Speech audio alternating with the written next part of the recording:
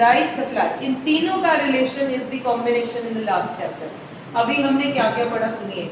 हमने डिमांड में पढ़ा पी एंड डी का रिलेशन, सप्लाई में पढ़ेंगे पी एंड एस का रिलेशन, ये तीनों कैसे मूव करेंगे इनका रिलेशन कहाँ पढ़ेंगे लास्ट में। तब आपका ये क्वेश्चन वैलिड होगा, भाई जब कोई खरीद ही नहीं रहा फिर क्या करोगे, फिर सिचुएशन कैसी आएगी, फिर उस हिसाब से रिएक्शन होंगे। बात समझ में? तो पहले कम से कम हम ये डाइजेस्ट कर चुके हैं, इसे हम कर लेंगे, फिर हम तीनों को मिलाकर स्टडी करेंगे, क्योंकि it's not only the supplier who decides, it is the demand also which decides.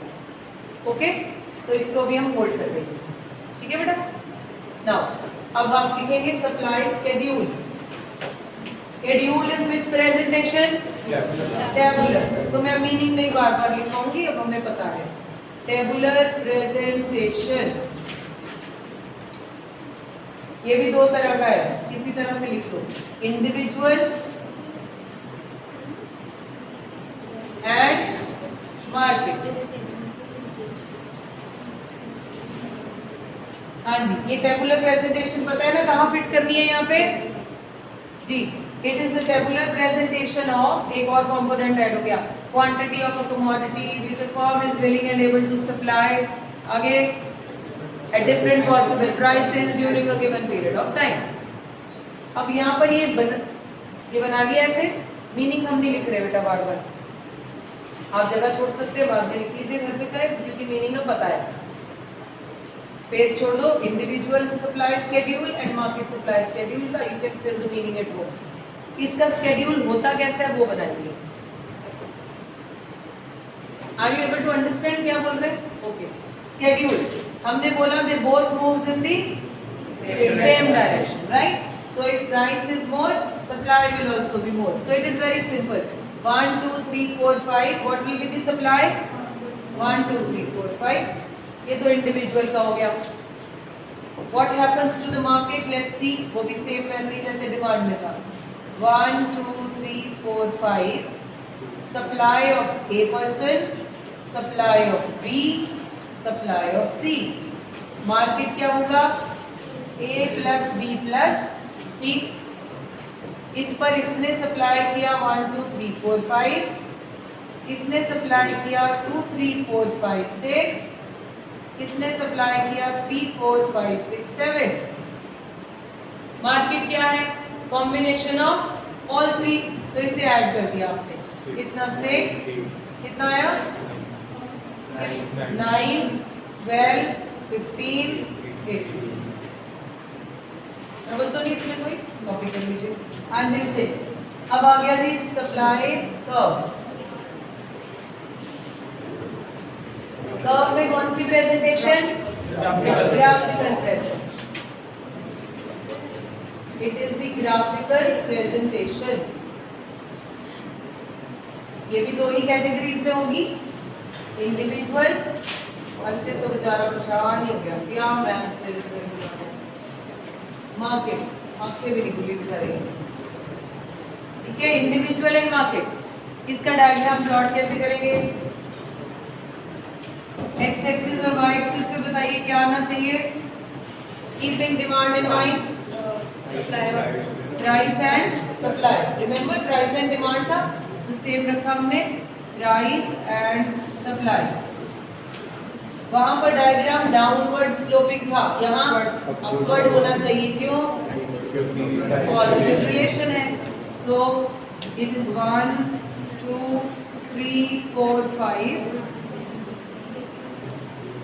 यहाँ कितना 1 2 3 4 and 5।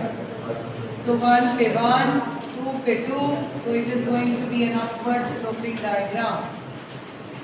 This is what is SS curve. ये ऐसे यूनिटरी टाइप की होगा, मतलब स्ट्रेट। हाई प्राइस को कैरी मोर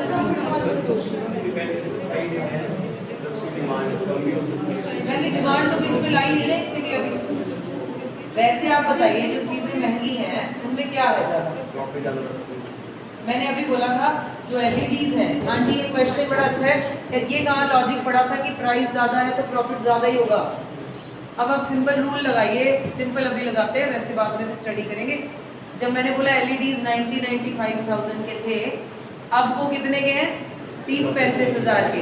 क्या उसके अंदर के पुर्जे निकाल दिए उन्होंने? बेटर टेक्नोलॉजी के हैं अब, पर प्राइस कम है। पहले क्या था फिर इतना? नई इनोवेशन जब आप लाते हो, you sell it at high price. उसमें क्या चीज ज्यादा है? मार्जिन। ये जो तुम्हारा आईफोन 10 बुक हो रहा था लाख लाख रुपए में, सडनली 30,000 से नीचे गिरा, क्या निकाल दिया उसमें से? कुछ नहीं। क्या निकाल दिया? कुछ भी नहीं। अंदर से सामान निकाल देते हैं वो पैसे? No, it is a price which carries high profit margin. फिर हुआ क्या? कॉम्पिटिटर ज्यादा आते हैं, उतनी देर में इसकी भी सप्लाई बढ़ जाती है, इसलिए प्राइसेस कम हो जाते हैं। पर पहले अगर देखो तो high price carries more profit margin. Branded cars, branded items. एक टाइगर का बिस्किट का पैकेट 5 रुपए का, आपका वो जो फैंटेसी बिस्किट का पैकेट 50 रुपए का, which carries more profit margin. आटा चीनी तो सब सेम ही लगी थी, इसमें थोड़ी चॉकलेट ऐड हो गई, स्टाइल बॉक्स ये वो स्टाइल मार दिया, साथ में फिर प्राइस क्या हुआ? High. That carries more profit margin.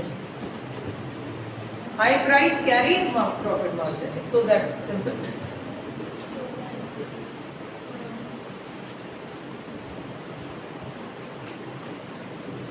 जो ब्रांडेड जीन्स हैं जिसपे लोगो लग के आ जाता है, ये बनती कहाँ है? जहाँ ऑर्डिनरी बनती हैं, बट एक बिक रही है मार्केट में छोटी सी, बेचारे किसी की शॉप पे 300-400 रुपए में, दूसरी 5,000 रुपए में।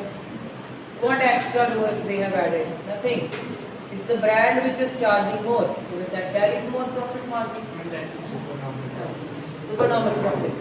Brand image. क्या सही लाइन? हाँ जी, इसका बना दे फटाफट मार्केट का। ओके, मार्केट का कर्व कैसा दिखता होगा? इसे आप फ्री हैंड बना लीजिए, क्योंकि पेपर में प्लॉटिंग नहीं आती, डिमांड में बना लिया था। Here is price, there is supply, this is supply of A, supply of B, supply of C, market supply.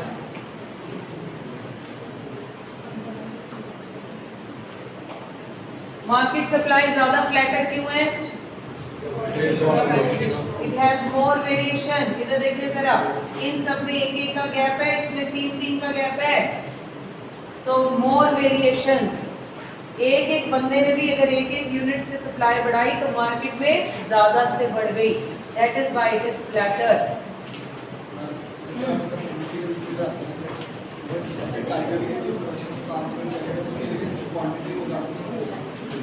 इसमें बिस्किट्स में या तो प्राइस को क्वांटिटी से जस्टिफाई करेगा ना, लेकिन ऐसा नहीं होता। 5 ही पॉइंट पाउचेज हो गए।